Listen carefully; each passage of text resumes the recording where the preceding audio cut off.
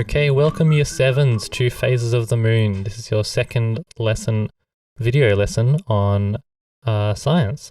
And so Miss Lau has introduced you very briefly in a previous video to Phases of the Moon, but we're going to go in a little bit more depth. Now you might be wondering, why is there a picture down there of a moon in the daytime? And the reason for that, and we'll mention this briefly later, is that sometimes you can see the moon in the daytime when it's a full moon, because the full moon is a lot brighter. And we'll get into what are the phases of the moon, we'll get into what is a full moon, and what are the other phases a little bit later.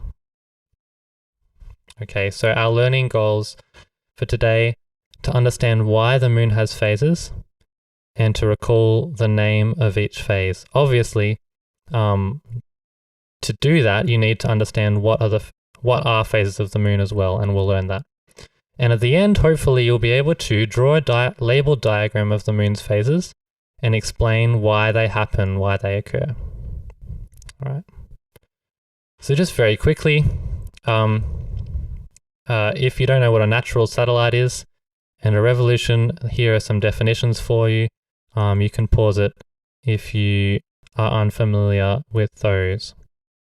Natural satellite, something that orbits or goes around an object in space that human beings did not make.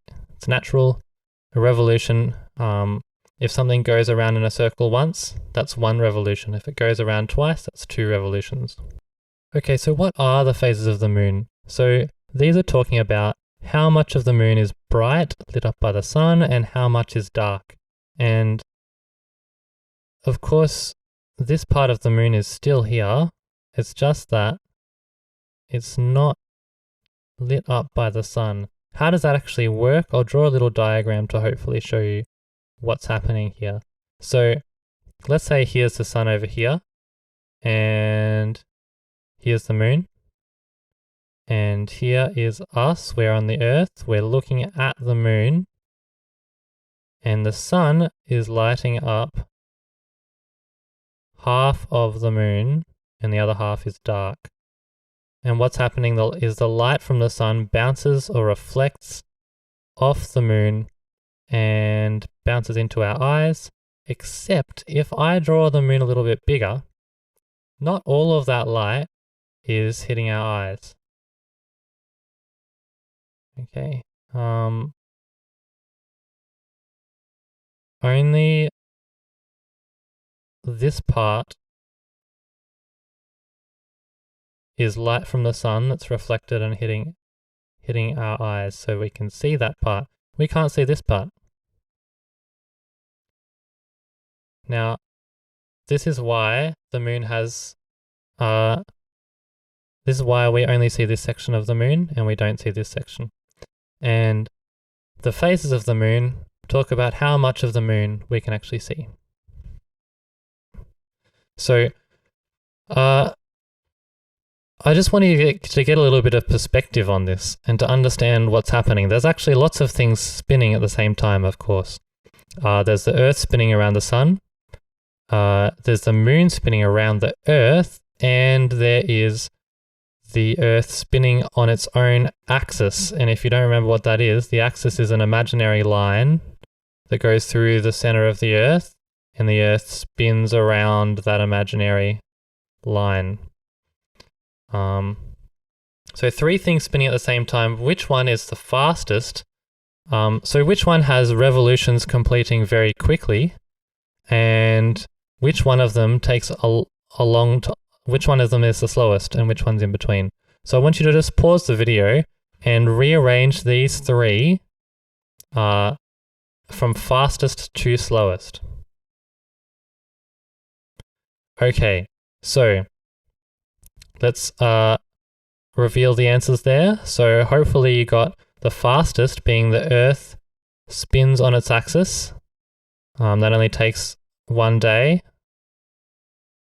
And in the middle, you've got the moon spinning around the Earth. It takes round about 1 month.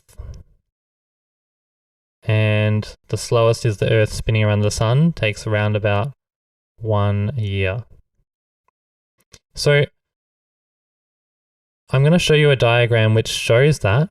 So here is the really slow one you can see is the Earth going around the sun. It's barely moving in that direction. The moon spinning around the Earth is a medium speed, and the Earth spinning on its own axis, which is not a real, as Miss Lau pointed out, I keep pointing, sorry.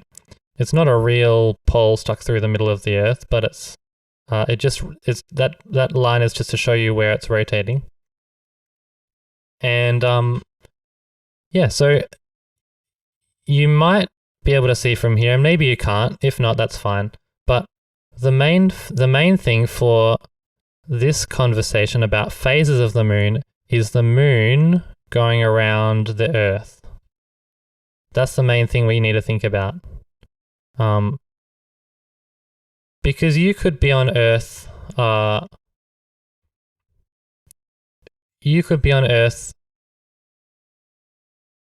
one day and you see the phase of the moon, and then, so it's nighttime because you're going to see it at night, and then the Earth will rotate and it's the next night and you're going to see a slightly different phase of the moon. But the important thing is, where is the moon around the Earth? Okay, so what does this animation tell us? It tells us a few things. The moon is always changing phase because it's always moving.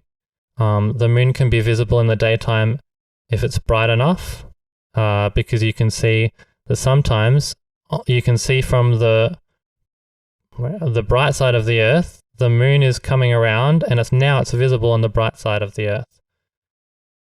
So the only reason that we can't see it is because the sun is so much brighter and the sun is 400,000 times brighter.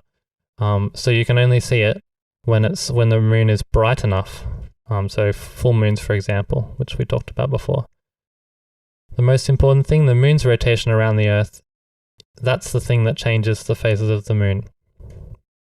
So now hopefully you can see from this picture what I'm talking about. So I just want to look at 2 phases of the moon. Here, by the way, here's the 8 phases you have to learn. Let's just look at 2. Let's look at the full moon and imagine you're standing here and you're looking this way. Let's imagine you are looking this way at the moon. What are you going to see? And probably you're going to see, not probably, you are going to see a full moon, which is all of this area is, just imagine I drew a proper circle there. All of this area is bright white. So you can see all of the moon. What about if you are looking at the new moon? What if you're standing here and you're looking that way? Hopefully you can see that you're only going to see, well, you're not going to see anything really. Because you can only see the dark side of the moon. You can't see the bright side of the moon. So this is why the phases of the moon happen when you're looking at the moon in different places. It will look different. So okay,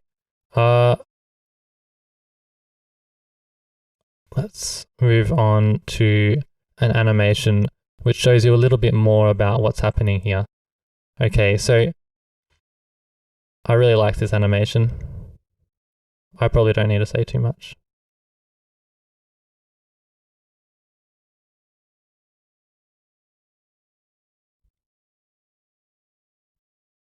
All right. So this diagram is not the same as this diagram.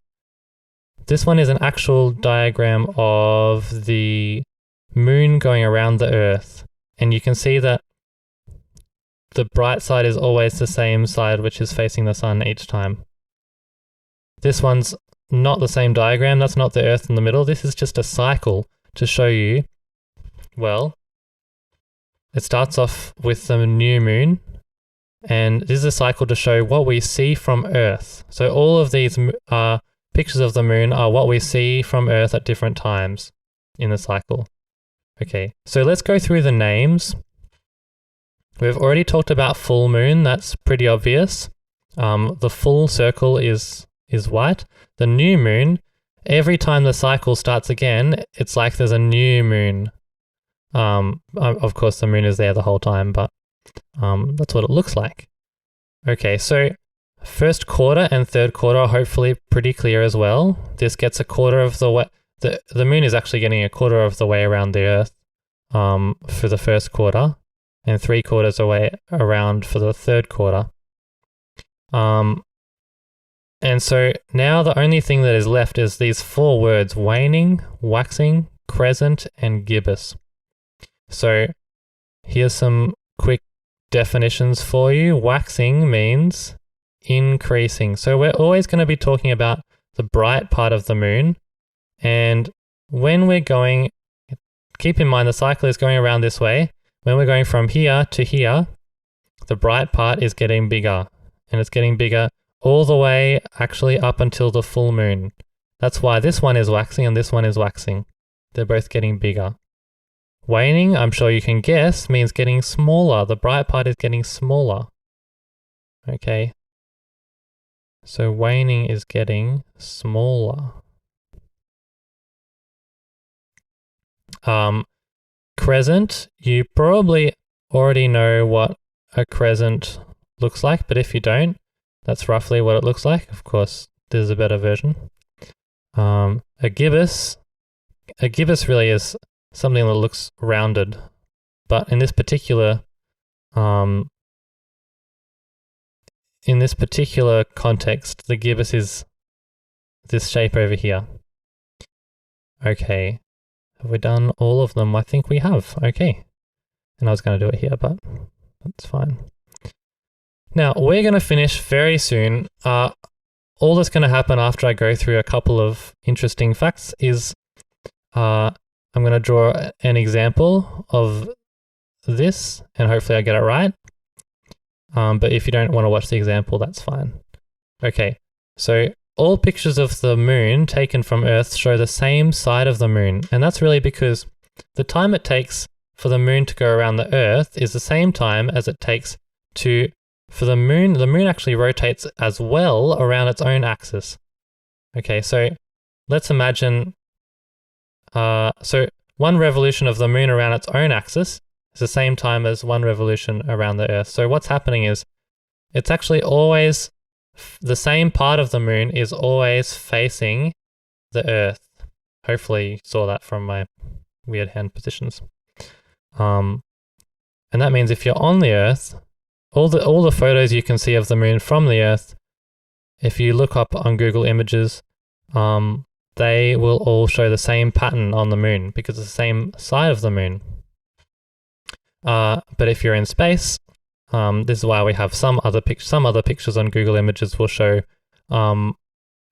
some different sides of the moon because if you're in space, you can do that. And the other thing is orbits are not perfect circles. So just like this circle that I'm going to try and draw is not a perfect circle, that's shocking, I apologize. So every orbit in real life, because things are moving in complex ways, they're actually not they're actually not perfect circles. So they'll be a little bit squashed, they'll be ovals or ellipses. And actually, the Earth going around the Sun, that orbit, for example, is very close to a perfect circle, but it's not quite perfect. Okay, now I'm going to do let's put a blank slide in here so I can draw, draw a cycle of the moon. At this stage, what I'd like you to do is pause the video, draw your own cycle of the moon, don't look at any references, or only if you really have to, and after you've tried your best or after you've finished, then have a look back at this video And you can skip to the end of my drawing if you want to, or watch the whole thing.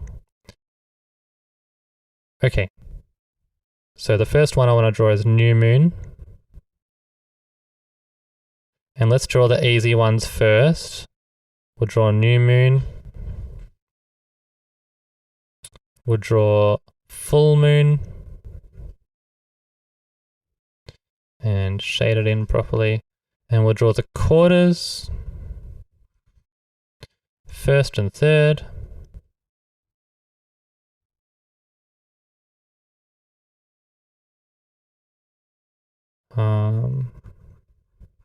Alright, and then we're going to draw the... Sorry, I haven't shaded anything in here. Then we're going to draw the waxing and waning. So, first of all, getting bigger is waxing. What shape does it make? It can only make a little crescent because it's starting from nothing. And by the way, it's going around this way. Waxing crescent. This one, because it's almost up to the full moon, it is still waxing, still growing, but it's a waxing. What's the shape of it? Waxing gibbous.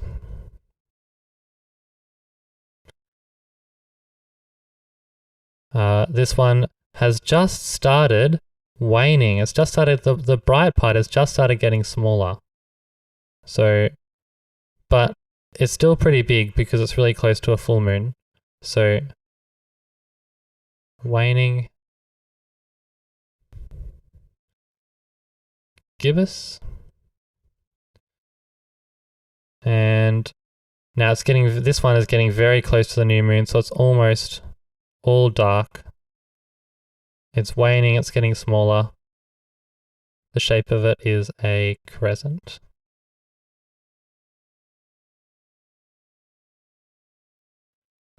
Okay, well, I hope you enjoyed that.